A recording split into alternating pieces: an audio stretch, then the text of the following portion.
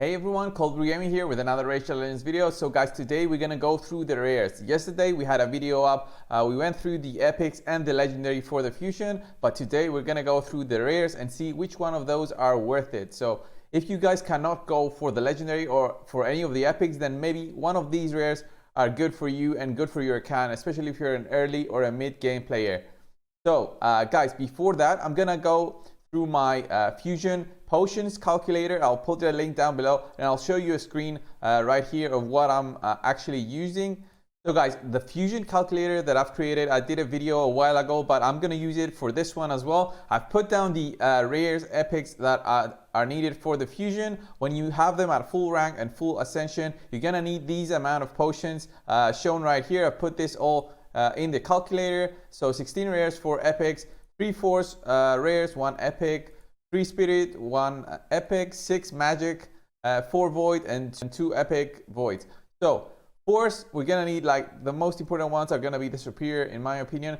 6 superior, 6 spirit, 0 magic, that's good, 12 void, and 12 arcane. Not bad overall in terms of potions. The most important ones are gonna be the greater potions for void and arcane, in my opinion. And overall, the cost for leveling up all of these are gonna be about 2,183 gems. And this is just the leveling cost. It does not take into account the cost of actually doing maybe the dungeons that are gonna be required to get that rare or epic. I'm not gonna go through that in this video. Maybe I'll do one tomorrow, but for this one, I'm just gonna go through the rares, and I'm gonna tell you which one of these are maybe worth it for you. If you're not gonna go through with the whole thing, if you're not gonna go for the legendary, you know you don't have the resources, you know you're not a spender maybe. So guys, first up is gonna be Apothecary. I'm not even gonna go through this champion, because if you do not have Apothecary, then try to get him. You're such in an early beginning of the game. If you don't have him, try and get him. You need 1,400 points from the summoning event. If you do have those shards, then that's great, because you're gonna have a guaranteed Apothecary. He's a great champion, and I think he's worth it in terms of a new account. You get Apothecary, it helps so much. Take him to 60, get him full masteries. He's gonna help you in every single one of the dungeons, clan, boss, arena. He's gonna be helpful everywhere.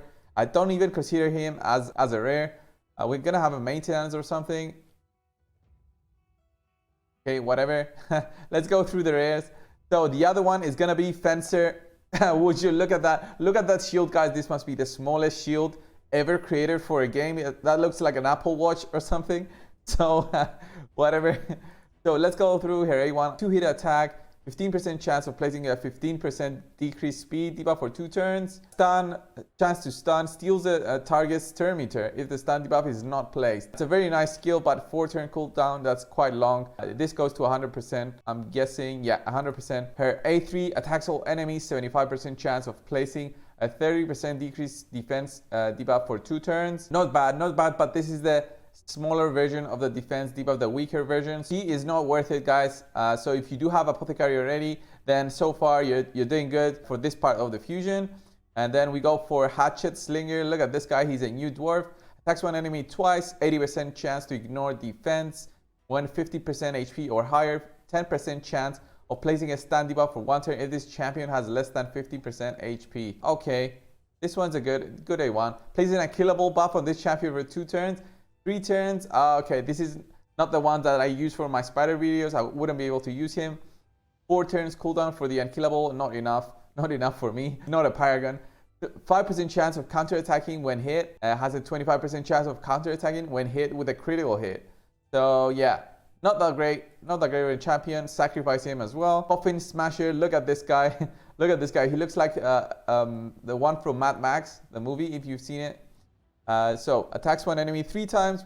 Nice. Giant Slayer. 15% chance of placing a 50% decreased attack debuff for 2 turns. This goes up to 30%. Not bad for a 3-hit attack. So there's a good chance, I think, of getting that decreased attack. Is a good 50% one. So this is not a bad rare, guys. Attacks one enemy, has a 50% chance of placing an HP burn debuff for 2 turns. This goes up to 75% chance, 80% with the masteries. The same thing with this one, 35% with masteries. This is a very nice. HP burn is always good, but I don't like the cooldown. It's 4 turns. It does not get reduced. Go to his passive. Decreases the damage enemies inflict with AoE attacks by 5%. Yeah, not bad. Not bad for the clan boss, really. He's a good champion for the clan boss, but He's an HP champion. Look at his defense. It's quite low, but level 40. So this is why it's low. Maybe he's at around 1,000, I'm going to think. Maybe less than 1,000, 900 maybe, at 6 stars. I'll have to check, but whatever. He's a good champion overall. So guys, from this tree, if you have something better for attack down, then yeah, you can go for this part of the fusion, for this legendary, for this void, if you want to. But if you don't have stuff like Apothecary, something that does a decreased attack, then these two rares are very nice, and if you can, you should go for them instead of going for the legendary if you don't have the resources, of course, again. So go to the next one. Soulbound Bowyer. Look at her. She's so cool looking, golden paint on her. So her A1 attacks all enemies, 25% chance to inflict a critical hit additional. That's nice. So she doesn't need much crit. Attacks one enemy, has an additional 25% chance of inflicting a critical hit. Very nice. This one again will ignore 75% of the target's defense. Very nice as well. Does a lot of damage, I'm guessing, by ignoring all this defense. You don't need that much amount of critical hit. Not bad, not bad. Attacks one enemy, has a 25% chance of inflicting a critical hit. Also has a 75% chance of fully depleting the target's turn meter. Very nice. And this goes, okay, this goes to 100%. Yeah, she could be used for the spider potentially, guys. She could be used for the spider for that depletion of the turn meter. Could be very good. Does a good AoE damage. I think she's a very nice rare. The aura is not that great, 12%. There's much better auras out there. But if you don't have anything better than this one, plus the skills here, you're gonna need very low amount of critical hit. Yeah, all her skills do 25% extra chance to do the critical hit. So you're gonna need 60%. If you have the aura as well, you're gonna need 48% critical hit from gear. That's very reasonable, and you can max her out with critical damage. Maybe she does a lot of damage through that. There's no damage done based on target max HP, but yeah, she should be very nice, very good to use. Not bad, not bad. So let's look at Myrmidon, defensive champion. Attacks one enemy, 20% chance of placing a provoke debuff for 1 turn if the target has higher max HP than this champion. Okay, so there's two reasons not to apply the provoke. So the first one is the RNG, and the second one is the max HP. Okay. Attacks all enemies, 60% chance of placing a 25% decreased debuff for 2 turns. Not bad, but this is the weaker version of the decreased attack. Place a 50% ally protection buff. Nice. Place a 15% continuous heal buff, 4-turn cooldown. Not bad. Not bad for the dungeons. 20% defense. He's not bad for a defensive champion, but there's much better options out there. Yeah, I wouldn't worry too much about that one. Mystic Hand. This one is an old rare, but I'm still gonna go through this. Attacks one enemy, block buffs, debuff. Attacks one enemy, steals 2 randoms buff from the target. Yeah, you can use this for the magic hip if you're having trouble there. Heals the ally with the lowest HP by 25%, then equalizes the HP. Very nice heal, but again, not that great if you're going through the magic heap and it's easy for you, then don't worry about that. Hollow, I think this one's an old one as well. I'm not sure. I wouldn't bet on it. It does remind me of some other champion. But anyway, attacks one enemy, 10% chance of placing a 2.5% poison. The weaker version of the poison, not that good. I don't like that. Attacks one enemy 4 times. Nice for the Fire Knight. Each hit decreases the target's turn meter and fills the champion's turn meter by 5%. 5%, yeah. 2-turn cooldown. Very nice. You get 20% turn meter and also decrease the target's turn meter. Nice. For 2 turns cooldown, attacks one enemy will ignore 25% of the target's defense. Yeah, overall, not that great. He can be useful, but for a void, not that great. I think this one is the most important one of this part of the fusion. If I could, I would get her, but she's a rare. You can find her in another time. So if you're 8 out of 8, you don't need those, then you're going good in terms of the fusion, and you have the resources, of course, again, then keep going for it. So we have the 8 rares left. Corpulent Cadaver. Oh, look at this. I like when they add new kind of skins. Look at this one. He looks like a plagued one. Cadaver. Cadaver means like a dead body, right? So yeah, very undead horde type of champion. Attacks one enemy. Inflicts additional damage if this champion is under a shield buff. The damage is equal to 30% of the value of the shield. Okay, cool. Places a shield buff on this champion equal to 20% of their max HP for 3 turns. Grants an extra turn. Yeah, always good. Always kind of good. He looks like to be a tanky champion. Attacks one enemy, has an 80% chance of placing a provoke debuff for 2 turns. 3 turns cooldown with the books. But still, yeah. Yeah, not bad, but it's a one hit, a one enemy attack. So the provoke, it's always useful when it's an AoE provoke for the dungeons if you're going to use him. The defense, yeah, it's very low, to 15%. Yeah, you can skip this guy and fuse him. Let's go this one. I really like the skin for this one. Like, look at him. He butchered hands and he has them here. Very nice. It's a very nice work. Always the model developers for this game always do such a nice work. I really like it always. So attacks one enemy 3 times for Giant Slayer. Places a 25% increased attack and 15 critical rate buff on this champion for 2 turns. Grants an extra turn, so 3 turns. Grants an extra turn. Not bad, not bad. Attacks all enemies. 50% chance of placing a 60% decreased defense debuff. This goes to 75%. Not bad, but it's a 4 turns cooldown. I mean, Myrmidon does this better. Again, I will skip this guy as well if I'm going for the fusion, which I am.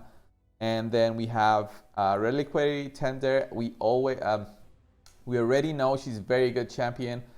She's a very good void. She can be used to carry you through the dungeons, and the reason is why she does apply a decreased attack debuff on her basic.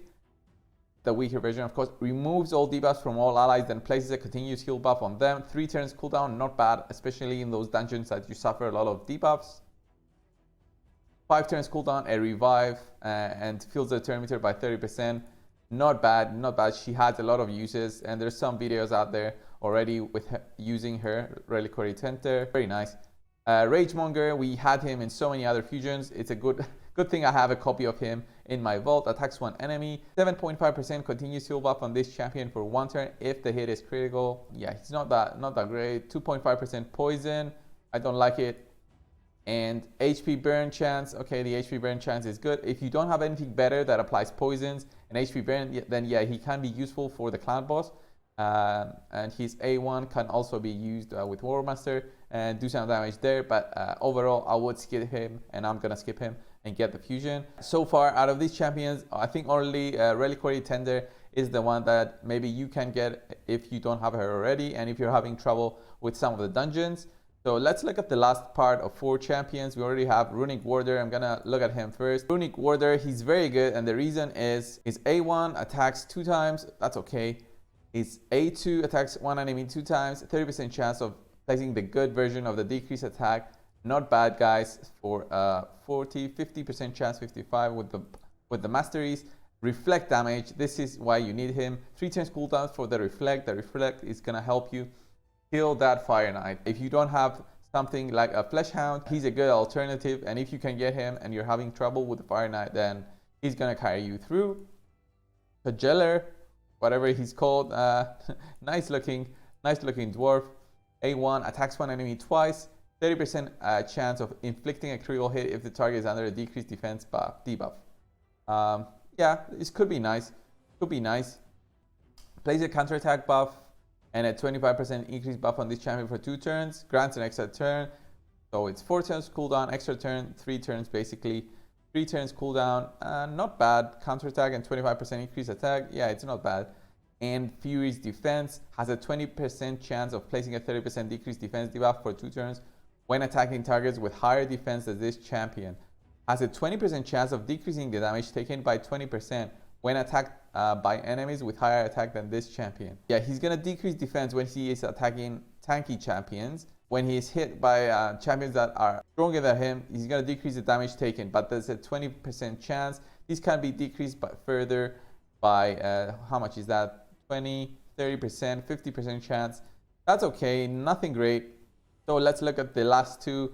So Skullsworn, he can be farmed from the campaign. You should be able to do it. No worries about that one. He's good in terms of has a 20% chance of placing an extra hit. This one could be useful with Giant Slayer. He also places a counterattack buff on himself. 3 turns cooldown. He can be used for the clan boss, but I wouldn't bet on this. Heals the champion's turn meter by 15% on critical hits. Heals this champion's turn meter by 50% if this champion kills an enemy. yeah, the first part is good for the clan boss. The second part cannot be used for the clan boss, but is good for other parts. He's okay, but he's farmable, so yeah, go for the legendary and chevalier. I have him so many times that I'm gonna sacrifice him twice. So attacks one enemy 2 times, 20% chance of repeating the attack, will ignore block damage and shield buffs. Okay, whatever. One enemy attack and 50% chance of placing a stun debuff for 1 turn. This goes up to 75% chance.